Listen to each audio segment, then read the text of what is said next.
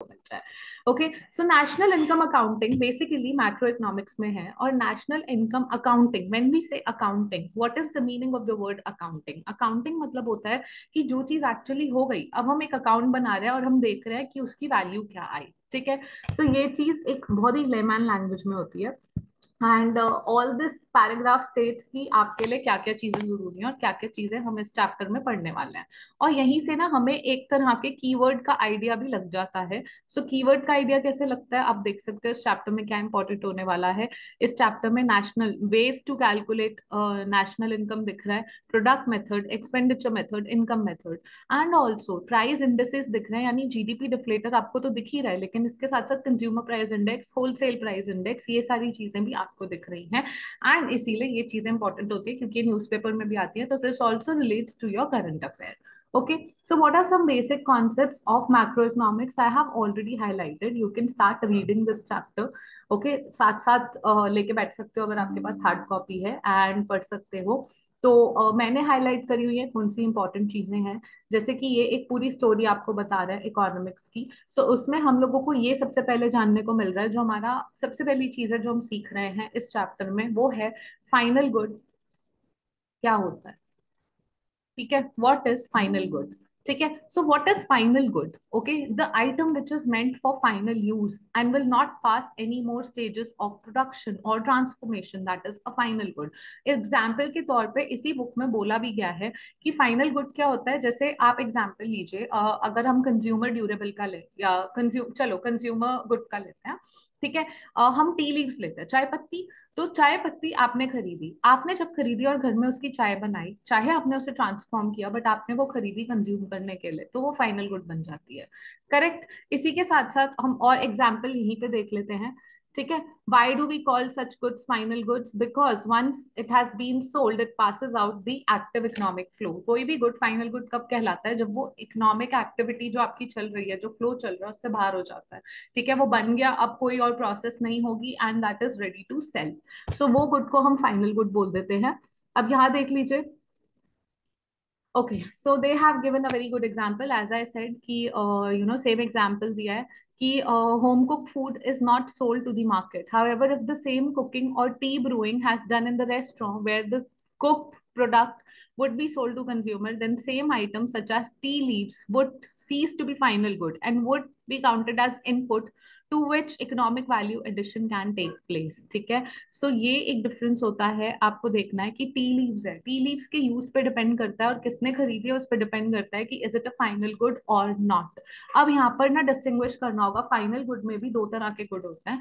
एक होता है कंजम्पशन गुड, एक होता है कैपिटल गुड। कैपिटल गुड भी फाइनल गुड होता है। ठीक है, अब कंजम्पशन गुड क्या होता है? कंजम्पशन गुड होता है लाइक फूड, क्लोथिंग जो आप कंज्यूम कर रहे हो, या कोई भी सर्विसेज जो आप कंज्यूम कर रहे हो। ठीक है, those are called as consumption goods. जबकि I mean this also include services. And then यहाँ पे होता है, अब जो आपके कंज्यूमर गुड्स हैं वो भी ड्यूरेबल कैरेक्टर के हो सकते हैं। ठीक है, अब आपको ये देखना है कि कोई कोई गुड ऐसे होते हैं जो ड्यूरेबल कैरेक्टर के होते हैं और वो प्रोडक्शन प्रोसेस में यूज होते हैं। राइट, अब जैसे आपके टूल्स हो गए, इम्प्लीमेंट्स हो गए, मशीन्स हो गई, ये सारे प्रोड्यूसर्स यूज कर रहे हैं। अब जो गुड प्रोड्यूसर्स यूज कर रहे हैं for the production of other commodity to make it feasible, they themselves don't get transformed in the production process, right? एक आपने मशीन रखी, वो मशीन दूसरा गुड बनाने के लिए, उसको कन्वर्ट करने के लिए फीजिबल है, पर वो मशीन अपने आप कोई प्रोडक्शन प्रोसेस अंडरगो नहीं कर रही, यानी वो कैपिटल गुड है, प्रोड्यूसर ने खरीद ली है, तो इसी वजह से वो फाइनल गुड कहलाई जाती है। ठीक है, unlike the final good considered above. So अभी हमने फाइनल गुड देख लिए, उसके बाद वो बोल रहा है कि देयर आर इंटरमीडिएट गुड्स। ठीक है, इंटरमीडिएट, अब फाइनल गुड में भी कैपिटल गुड है, कैपिटल गुड में वो कह रहा है वियर एंड टियर आता है। ठीक है, कैपिटल गुड है, एक मशीन है, कंपनी ने रखी है, जितना आप यूज करोगे, कार है, जितना आप यूज करोगे, धीरे धीरे उसकी वैल्यू डिक्लाइन होती जाएगी, उसमें वेयर एंड टियर आएगा, उसमें प्रॉब्लम्स होंगी, उसको मेंटेन करना पड़ेगा। ठीक है, सो वो चीजें आपको रिप्लेस करनी पड़ेंगी ओवर टाइम, इसी को हम डेप्रिसिएशन कहते हैं, जो हम आगे भी देखेंगे। So these are the highlighted parts. I will request you कि जो भी मैंने हाईलाइट किया हुआ है आप एक बार अंडरलाइन कर लो, और जब आप रीड करो तो आप भी उसको हाईलाइट करो अगर लगता है आपको बहुत इंपॉर्टेंट है। अदरवाइज एनसीईआरटी के यहाँ पे साइड में आपको स्पेस दिया होता है, so it would be great अगर आप यहाँ पे लिखते जाओ। जैसे यहाँ पे आप लिख सकते हो टाइप ऑफ गुड्स। ठीक है, टाइप ऑफ गुड्स में भी आपको पता चला है फाइनल गुड, अभी हम बात करेंगे इंटरमीडिएट गुड की, मैं इसीलिए पहले नहीं बना रही थी। इंटरमीडिएट गुड हो गया। उसके बाद फाइनल गुड में भी यहाँ पे दो तरह का गुड है, कंजम्पशन गुड जो कंज्यूम हो जाता है, एंड कैपिटल गुड जो प्रोड्यूसर यूज करता है। अब कंजम्पशन गुड में भी यहाँ पे ड्यूरेबल गुड है, ये तो ड्यूरेबल ही होता है कैपिटल, लेकिन यहाँ पे भी अब कंज्यूमर है, कोई ड्यूरेबल गुड, नॉन ड्यूरेबल, ठीक है, जो इमिडिएटली कंज्यूम कर रहा है, और ड्यूरेबल है जैसे फ्रिज हो गया, टीवी हो गया, वो हर साल तो नहीं खरीद रहे। तो ऐसी टाइप ऑफ गुड का एक फ्लो चार्ट बना लो ताकि आपको इजी रहे समझने में, तो दोबारा दोबारा पूरा रीड ना करना पड़े। एंड वैल्यू एडिशन वुड भी हर जगह एग्जाम्पल लिखते चलो, एग्जाम्पल लिखते चलो, यहाँ भी एग्जाम्पल, यहाँ भी एग्जाम्पल, एंड अपने टर्म्स में अपने आसपास से एग्जाम्पल ढूंढ के लिखो तो ज्यादा बेटर रहेगा। ठीक है। So machines are preserved in यहाँ पे वही TV sets, automobiles, home computers, all these are called as consumer durables. तो हमने ये भी सीख लिया कि कंज्यूमर ड्यूरेबल कौन सा होता है। उसके बाद हम बात करेंगे कि final goods and services produced in the economy are either in the form of consumption good, durable या नॉन ड्यूरेबल, जैसे हमने बात की यहाँ पे कंजम्पशन गुड्स ड्यूरेबल या नॉन ड्यूरेबल हो सकता है, और कैपिटल गुड्स। ठीक है। क्यों होता है? क्योंकि final goods do not undergo any further transformation in economic process, right. Then आपका आ जाता है इंटरमीडिएट गुड्स। अब यहाँ पे ये पैराग्राफ देख लो, इंटरमीडिएट गुड्स क्या होते हैं कि आपके वो वाले गुड्स जो final don't and up in the final consumption, लेकिन वो एक वो ट्रांसफॉर्म कर दिए जाते हैं। जैसे टी लीव्स है, एक रेस्टोरेंट ने ली और उससे चाय बना दी, तो फाइनली तो उसने चाय बेची ना, लेकिन टी लीव्स को ट्रांसफॉर्म किया, तो वो इंटरमीडिएट गुड्स बन गई। अब जैसे इन्होंने एग्जाम्पल भी दिया है, steel sheets used for making automobiles, copper used to make utensil. So final तो मार्केट में यूटेंसिल बिकता है, फाइनल गुड तो यूटेंसिल हुआ, लेकिन कॉपर क्या हुआ? इंटरमीडिएट गुड हुआ, वो उसको ट्रांसफॉर्म करा गया to make a final good. ठीक है। Mostly used as raw material और input for production of other commodities, these are not final goods। ठीक है। So you should know this different type of goods, बहुत ज्यादा important हो जाता है यहाँ पे। ठीक है। Then let's go ahead and see what else is important now. Another concept, stock and flow. ठीक है। I will request you stock और फ्लो की अगेन एक टेबल बना लो। ठीक है। सबसे पहले स्टॉक क्या होता है? स्टॉक होता है at particular point of time, जो भी हम गुड देखते हैं at particular point of time देखता है, ये during a period of time, तो वो फ्लो हो जाता है। ठीक है। अब यहाँ पे एग्जाम्पल्स लिख लो, same example, somebody's salary 10,000, okay, they have given this example. We often hear salary, output. Okay, I think I have highlighted. Flows are defined over a period of time. Okay, and इन्होंने example भी दिया होगा यहाँ पे। Stock are defined at a particular point of time, जो मैंने आपको लिखवाया। Then examples दिया हुआ है। Suppose a tank is being filled from water from tap. So amount of water flowing into the tank. Okay, so इसको मैं हमेशा एक डायग्राम के थ्रू बता देती हूँ कि ये आपका टैप है। ओके, ये यहाँ से वाटर फ्लो हो रही है, और ये आपका एक कंटेनर है, एंड इस कंटेनर में वाटर है। तो इस कंटेनर में इस पर्टिकुलर पॉइंट ऑफ टाइम पे जितना वाटर है वो स्टॉक है, और ये पर मिनट जितना फ्लो हो रहा है, ये फ्लो कॉन्सेप्ट है। ठीक है। क्योंकि ये period of time, over a period of time it is flowing. So ये उन्होंने एक एग्जांपल दिया है यहाँ पे, और उन्होंने ओके, सो या स्टॉक एंड फ्लो में आप यही बता सकते हो over a period of time. जैसे आप एग्जांपल दे सकते हो स्टॉक का, टैप वाटर का भी एग्जांपल दे सकते हो, ड्रॉ करके दे सकते हो। ठीक है। या फिर आप दे सकते हो कि कोई भी सैलरी, कि सैलरी ऑफ से राजू इज 10,000 रुपीज, और on the date of 31st March. तो ये एक पर्टिकुलर पॉइंट ऑफ टाइम पर है, पर it salary of Raju is 1 lakh rupees from 1st April to 31st March next year. So ये पीरियड ऑफ टाइम में हम एनुअल सैलरी देख रहे हैं, so that becomes a flow concept. ठीक है। So then let's come back to our discussion of gross investment, capital goods. ठीक है। कैपिटल गुड्स की जब हम बात करते हैं, हम टाइप ऑफ गुड्स में देख रहे थे। So when we talk of capital goods, it's also constitutes gross investment. ठीक है। इन्वेस्टमेंट क्या होती है, अब आपको ये समझना है। ठीक है। All capital goods produced in a year do not constitute an addition to capital stock. तो जब भी एक कैपिटल स्टॉक में एडिशन होती है, एक नया कैपिटल स्टॉक ऐड होता है, तो उसको हम इन्वेस्टमेंट कहते हैं, ग्रॉस इन्वेस्टमेंट। लेकिन ग्रॉस इन्वेस्टमेंट हम जो ऐड कर रहे हैं वो वियर एंड टियर भी गो थ्रू कर रहा है ड्यूरिंग एंटायर ईयर। उसमें कुछ दिक्कत आ रही है, जैसे आपने मशीन ली, आपने बाइक ली, आपने बाइक ले ली, अब वो बाइक जैसे आपने जिस दिन लिया बिल्कुल ब्रांड न्यू, एक साल बाद वो वैसा फंक्शन नहीं करेगी, हो सकता है कहीं से स्क्रैच आ गया हो, कोई और वेयर एंड टियर आ गया हो, मेंटेनेंस करानी पड़ी हो, रिप्लेस कराना पड़ा हो कोई पार्ट, सो उसको हम बोलते हैं डेप्रिसिएशन। ठीक है। सो डेप्रिसिएशन जब हम ग्रॉस इन्वेस्टमेंट में से माइनस करते हैं, किसी भी ग्रॉस टर्म में से जब हम डेप्रिसिएशन माइनस करते हैं तो हमारे पास नेट आ जाता है, नेट इन्वेस्टमेंट हो जाता है वो। ठीक है। So all this is important. Depreciation हो जाता है, डेप्रिसिएशन क्या होता है, wear and tear of capital. ये लिखा है यहाँ पे, net investment is equal to gross minus depreciation, as you can see is highlighted on your screen. Then let's move ahead. Also ये बहुत इंपॉर्टेंट है, क्वेश्चन में आ जाता है, हम डेप्रिसिएशन को वेयर एंड टियर तो बोलते ही है, कैलकुलेशन क्वेश्चन आ जाता है, कैसे पता चलता है, cost of good divided by number of years. Supposedly आपने बाइक ली थी, 3 लाख की ली थी, 3 लाख की बाइक ली और 3 साल हो गए उसको। ठीक है। कॉस्ट ऑफ गुड थी ये, और उसको number of years of its useful life 3 हो गई, तो उसका वेयर एंड टीयर कितना हुआ है, वैसे 3 नहीं होगा, 30 ईयर्स भी नहीं चलेगा, सपोजिटली 10 ईयर्स चला, तो उसका per year where and tear कितना हुआ है, 30,000 का वेयर एंड टीयर हुआ है उसमें, मेंटेनेंस कराना, उसका कोई पार्ट रिप्लेस कराना। ठीक है। So all this thing, then consumer goods sustain the consumption of entire population. Purchase of consumer good depends on the capacity of public to spend on these goods, and in turn इसीलिए depend करता है consumption goods लोगों की income पे। ठीक है। But capital goods depend करता है बिजनेस एंटरप्राइज पे, तो बिजनेस एंटरप्राइजेस उसको बाय करते हैं, कैपिटल गुड आप नहीं बाय करेंगे, आप 1 करोड़ की मशीन नहीं बाय करेंगे टी शर्ट प्रोडक्शन के लिए, वो प्रोड्यूसर्स ही करते हैं। All right. So then let's move ahead and see. Okay. Okay. So now they are talking about factors of production in simple language. I know you guys can read. मैं आपको बस ये समझा देती हूँ। फैक्टर ऑफ प्रोडक्शन ये मैंने NCERT solution में भी बताया था, एंड उनका रेम्यूनरेशन। सो कोई भी आप फैक्टर प्रोडक्शन करने जाते हैं तो होता है land, labour, capital, enterprise. Land का क्या होता है, रेंट होता है, रेम्यूनरेशन। लेबर का क्या होता है, वेजेस होते हैं। कैपिटल का क्या होता है, इंटरेस्ट होता है। एंड एंटरप्राइज का क्या होता है, प्रॉफिट होता है, एंटरप्रेन्योरशिप का प्रॉफिट होता है। ठीक है। ये होता है, और यही उन्होंने डिटेल में यहाँ पे लिखा है, factor of production, and then उन्होंने सर्कुलर फ्लो ऑफ इनकम समझाया।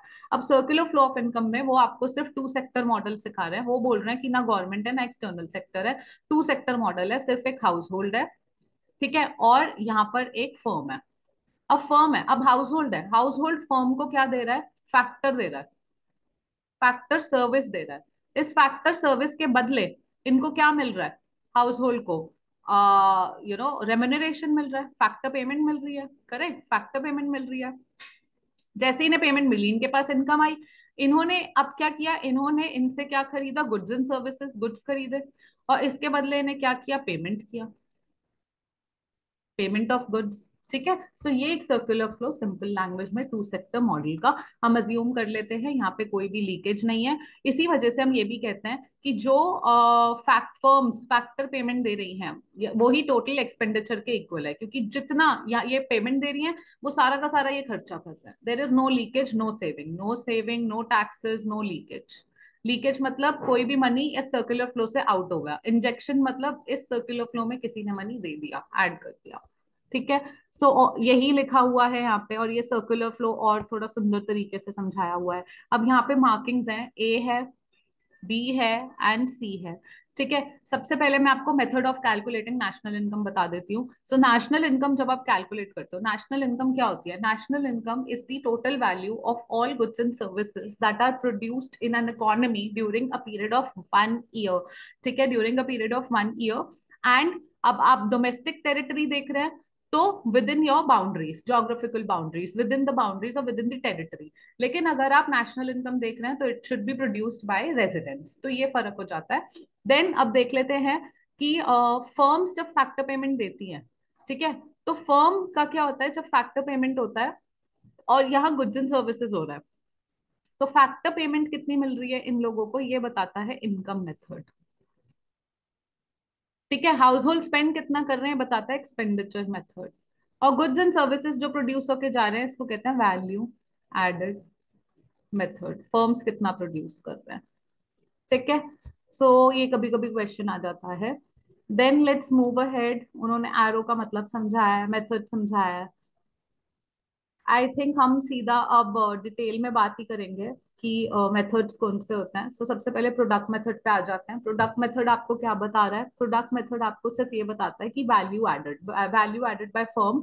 एक फर्म ने कितनी वैल्यू ऐड की, ऐसे ही जितनी फर्म्स है इकोनॉमी में उन्होंने कितनी वैल्यू ऐड की, वो टोटल बता के हमें वैल्यू एडेड मेथड बता देता है। जैसे उन्होंने एक एग्जाम्पल बोला है, उन्होंने बोला एक फार्मर है एक बेकर है, ठीक है। तो फार्मर ने टोटल प्रोडक्शन किया 100 यूनिट का, बेकर ने टोटल प्रोडक्शन किया 200 यूनिट का। इंटरमीडिएट गुड फार्मर ने कोई यूज नहीं किया, तो फार्मर ने वैल्यू कितनी ऐड की? 100 रुपए।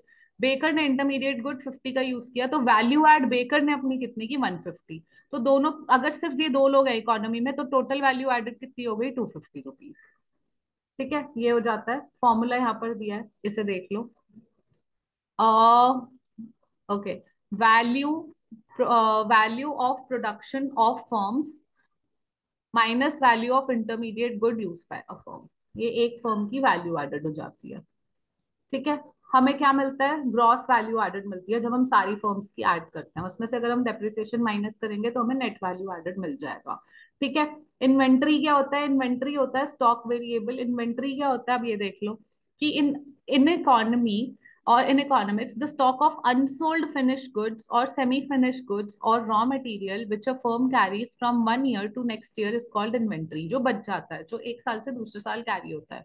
ठीक है, inventory is a stock concept, लेकिन जब उस इन्वेंट्री में एडिशन होगी तो that is a flow concept. Okay, and then let's see, inventories take place over a period. In change in inventory क्या होता है? फ्लो वेरिएबल होता है। ठीक है, and addition to stock of capital is investment, जैसे हमने बात की थी।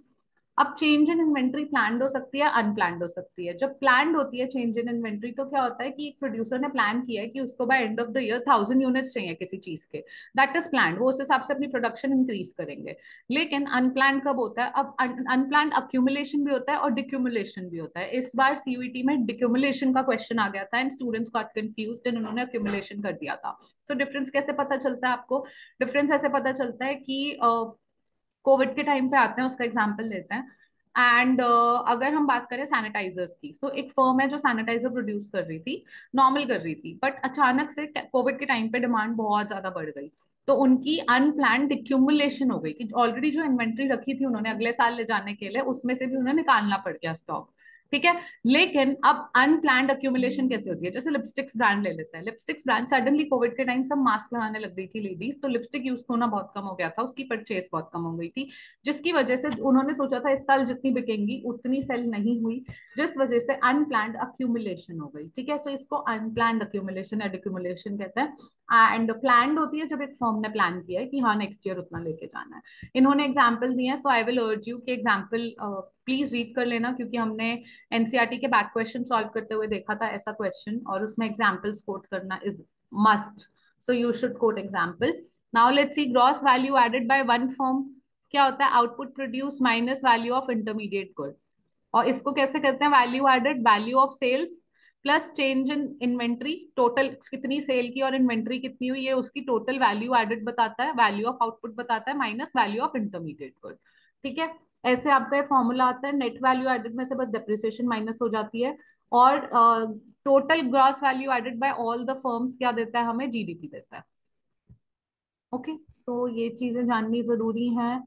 एक्सपेंडिचर मेथड पे आ जाते हैं, ये रीड आप कर लीजिए। एक्सपेंडिचर मेथड सिंपल टर्म में कंजम्पशन प्लस हाउस, तो बेसिकली हर सेक्टर जो है इकोनॉमी का वो कितना स्पेंड कर रहा है, एक्सपेंडिचर कितना हो रहा है। कंजम्पशन के तौर पे हमें पता चल रहा है हाउस होल्ड कितना स्पेंड कर रहा है, इन्वेस्टमेंट के तौर पे हमें पता चल रहा है बिजनेस कितना स्पेंड कर रहे हैं, गवर्नमेंट कितना स्पेंड कर रही है, एक्सटर्नल सेक्टर कितना स्पेंड कर रहा है। सबकी स्पेंडिंग ऐड कर देंगे तो टोटल स्पेंडिंग इकोनॉमी में कितनी हो रही है पता चल जाएगी, टोटल एक्सपेंडिचर कितना हो रहा है। ठीक है, सो दैट इज समथिंग। ये भी आपको देता है जीडीपी एमपी। ठीक है, जीडीपी एमपी आपको मिल रहा है इससे। इनकम मेथड पे आ जाते हैं। इनकम मेथड, सबकी इनकम कितनी है, करेक्ट, फैक्टर पेमेंट सबको कितनी मिली, सबकी इनकम कितनी है वो कैसे पता चलता है? वेजेस, प्रॉफिट, यहाँ पे देख लो, लुक एट द फॉर्मूला।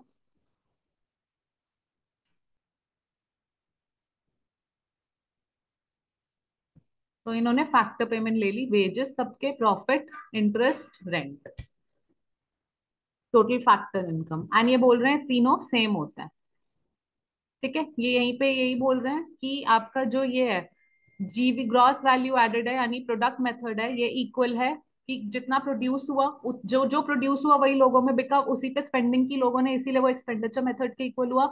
और जितना प्रोड्यूस हुआ उतनी फैक्टर इनकम हुई, तो वो फैक्टर इनकम के इक्वल हुआ। सो बेसिकली इस आइडेंटिटी से वो बोल रहे हैं कि value added method is equal to expenditure method is equal to income method.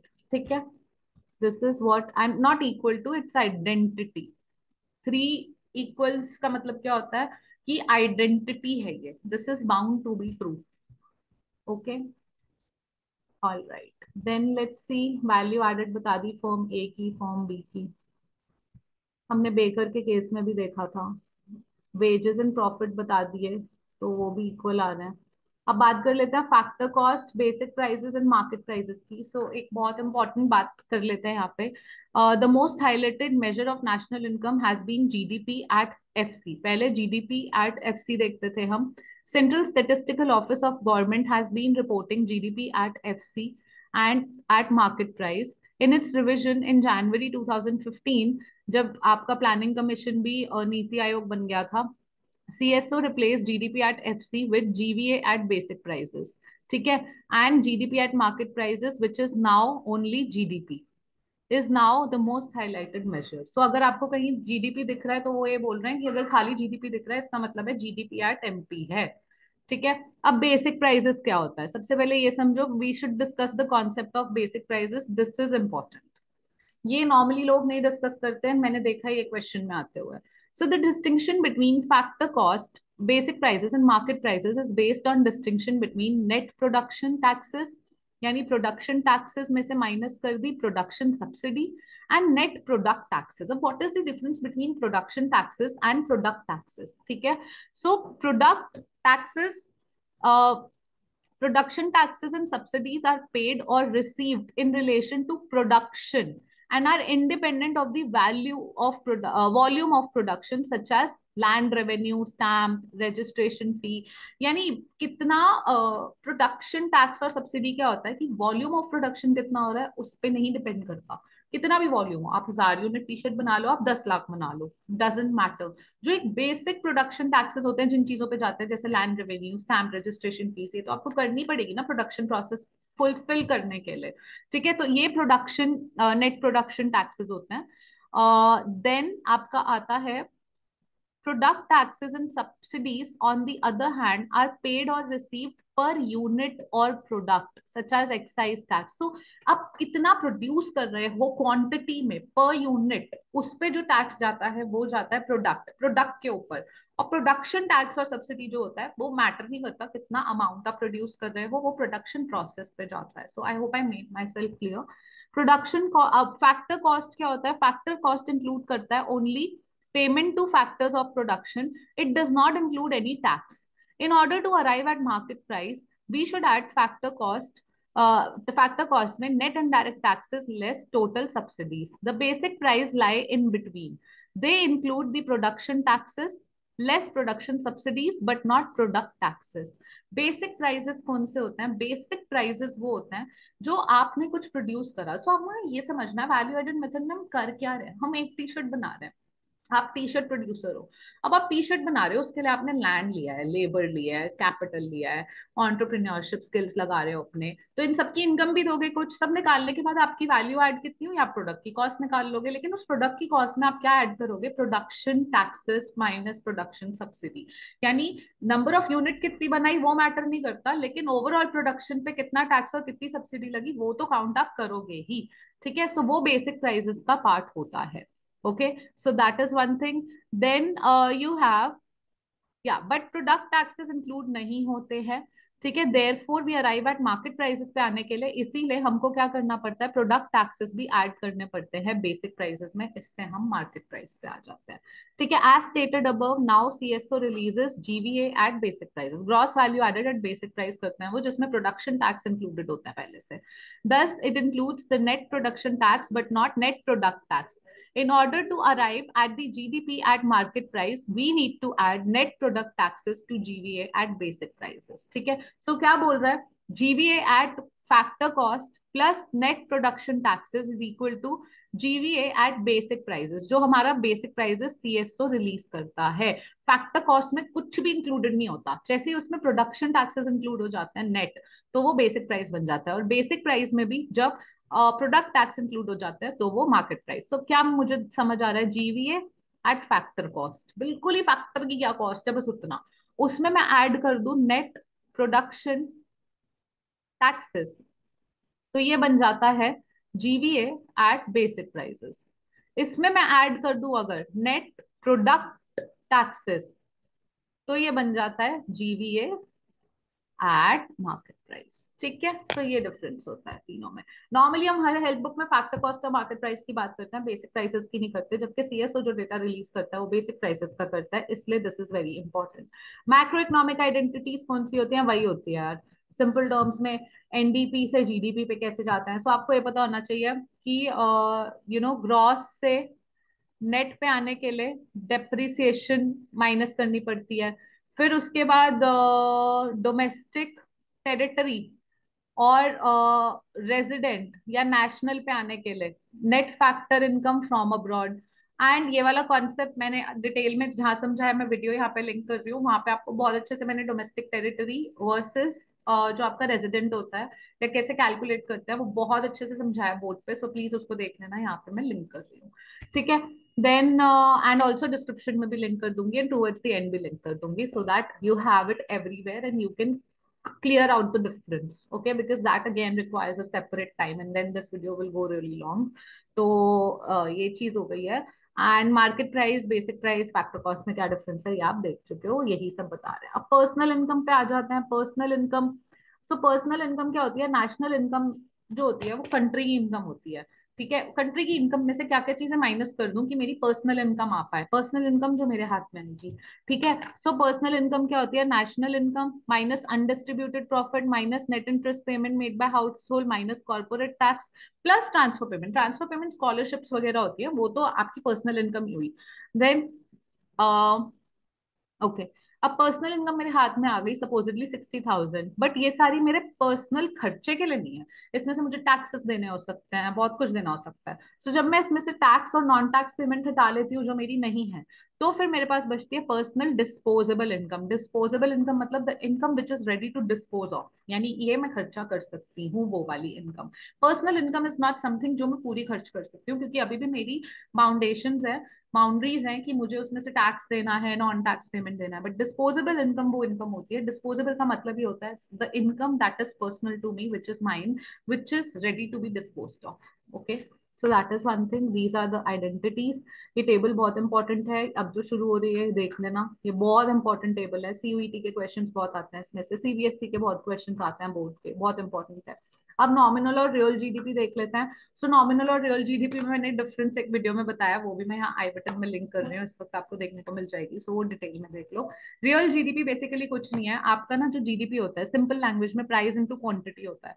अगर मैं टी शर्ट यूज कर रही हूँ, उस टी शर्ट की क्वांटिटीज बिक रही है 300 और उसका प्राइस है 100 रुपीज, तो 30,000 टी शर्ट्स हैं। ठीक है, लेकिन अब ये करंट ईयर में, आज के साल में, ठीक है, आज के ईयर में 2024 में, हो सकता है 2014 में 10 साल पहले कंपेयर करना चाहूँ, मैं इसको बेस ईयर मान लूं, तो तब उसका प्राइस सिर्फ 50 रुपीज था और टी शर्ट्स तब भी 300 बन रही थी। यानी जो प्रोडक्शन है क्वांटिटी में, जो रियल प्रोडक्शन, आपको रियल गुड्स एंड सर्विसेज कितने प्रोड्यूस हुए जीडीपी में ये पता लगना चाहिए ना, लेकिन जीडीपी में जो प्रोडक्शन हुई है वो तो सेम है। तो आपका जो जीडीपी नंबर बढ़ा हुआ दिख रहा है वो बस इसलिए कि प्राइस बढ़ गया, ठीक है, यानी इन्फ्लेशन की वजह से। व्हाट इफ आपका प्राइस अभी भी 100 ही रहता लेकिन आपकी प्रोडक्शन बढ़ी होती, तो वो रियल जीडीपी बढ़ा हुआ कहते हैं। ठीक है, सो रियल जीडीपी का मतलब यही होता है कि आज जो क्वांटिटी बन रही है इनटू बेस ईयर के prices.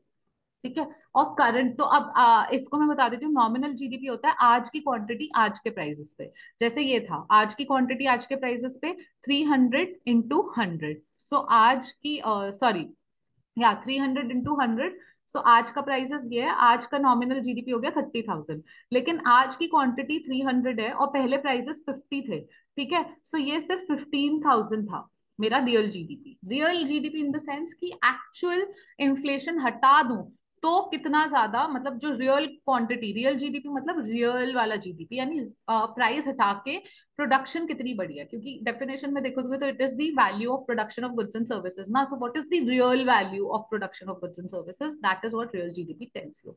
And we need to understand GDP deflator, यानी प्राइस की वजह से कितना चेंज आया है जीडीपी में, तो वो होता है nominal GDP upon real GDP into 100।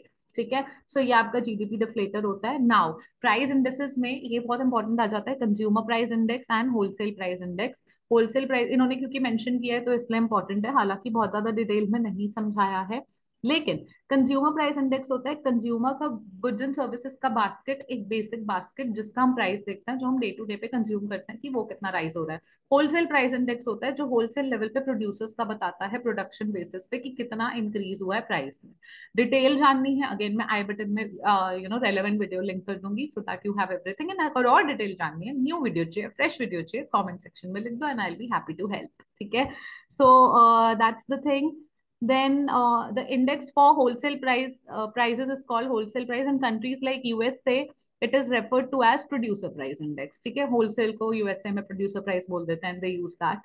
And CPI, WPI may differ from GDP deflator because, okay, CPI includes prices of goods consumed by representative consumer.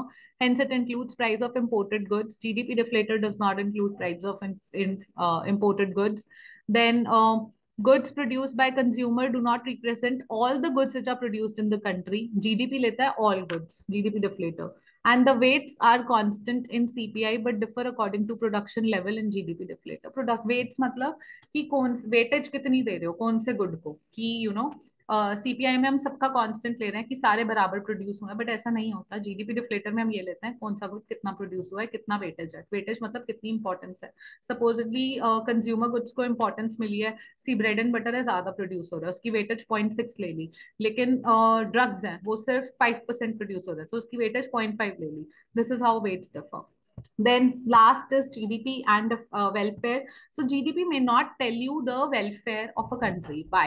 Because there are certain limitations. GDP कितना है आपको एक total number बता रहा है, लेकिन उसका distribution नहीं बता रहा है, यानी वो ये नहीं बता रहा कि जो जीडीपी आपको नंबर शो हो रहा है वो सिर्फ कुछ लोगों के हाथ में है या यूनिफॉर्मली स्प्रेड है सबके लिए। पॉवर्टी जितनी हमारी कंट्री में और रिच का परसेंटेज कम है, और रिच का जो क्यूनेस है वो कम, रिच भी ज्यादा जीडीपी नंबर दे रहे हैं, सो इन अ वे यूनिफॉर्मली स्प्रेड नहीं है, तो कोई वेलफेयर नहीं हो रहा। पॉवर्टी अभी भी पूरी है, गरीबी पूरी है, दिक्कत पूरी है। नॉन मॉनेटरी एक्सचेंजेस नहीं इंक्लूड करता बहुत सारी चीजें, बार्टर एक्सचेंज नहीं इंक्लूड करता, हाउस होल्ड हाउसवाइफ की सर्विसेज नहीं इंक्लूड करता जीडीपी, बहुत सारी चीजें नहीं होता। एक्सटर्नैलिटीज इंक्लूडेड नहीं है, यानी जीडीपी कहीं का बहुत अच्छा हो सकता है बट अभी भी पोल्यूशन है नियर बाय रिवर में, आप गंद में रह रहे हो, तो दैट इज नेगेटिव एक्सटर्नैलिटी जो जीडीपी नंबर नहीं दिखाता। ठीक है, so such are the things which are not included. Summary is very important, always read the summary, because कुछ चीजें जो पूरे में नहीं होती वो समरी में एक्सप्लेन करते हैं। And finally I will say की कॉन्सेप्ट ये जरूर दे देते हैं, वो एक बार चेक करते हैं कि आपको पूरा पढ़ के ये पता चला कि आपके लिए ये चीज इंपॉर्टेंट थी, और अगर इनमें से आपने कुछ भी मिस कर दिया so go back to the chapter and read it again. So ये बहुत क्रूशियल होता है। जब मैं सीयूटी के लिए पढ़ाती हूँ always say start reverse. I believe in reverse starting. पहले क्वेश्चन देखो, पहले की कॉन्सेप्ट देखो, पीछे से शुरू करो चैप्टर के एंड से। क्वेश्चन देखो कि किस तरह के क्वेश्चन आते हैं, की कॉन्सेप्ट देखो कि कौन से कॉन्सेप्ट इंपॉर्टेंट है, यानी आपको ये तो पढ़ने ही है, मिस होने का चांस ही नहीं है, तो चैप्टर पे जाओ। रादर देन चैप्टर पे जाओगे पढ़ोगे फिर इस पे आओगे फिर दोबारा चैप्टर पे जाओगे, that is a long process. It's better you start in a reverse manner and it always helps. Okay, and with this we have covered our calculation based questions। देख लेना। एनसीईआरटी में फॉर द टाइम बीइंग इतना ही था, and today we were focusing on NCERT. और details जाननी है, मैं प्लेलिस्ट अभी लिंक कर रही हूँ, एंड आई थिंक समवेयर आपके स्क्रीन पे अभी आ जाएगी, और अभी नहीं आ रही तो 30 सेकेंड्स में आ जाएगी। एंड वो प्लेलिस्ट नेशनल इनकम की है, सारे टॉपिक्स बहुत अच्छे से कवर्ड है। जो अभी रह गए, अभी तो एनसीईआरटी में जो था मैंने फटाफट करा दिया, लेकिन जो रह गया है वो सारा कुछ उस वीडियो में है। मैंने बटन सारी ही नेशनल इनकम की प्लेलिस्ट में सब कुछ कवर कर दिया है, so it's better you go and watch that as well, so that your national income chapter is totally finished from NCERT, from help books, and key concepts are also clear, NCERT questions also clear, so everything is sorted. Okay, so I hope you like this, and अच्छा लगा है content, so please like करिए, video को share करिए, and channel subscribe किए बिना बिल्कुल मत जाइए, it really means a lot to me.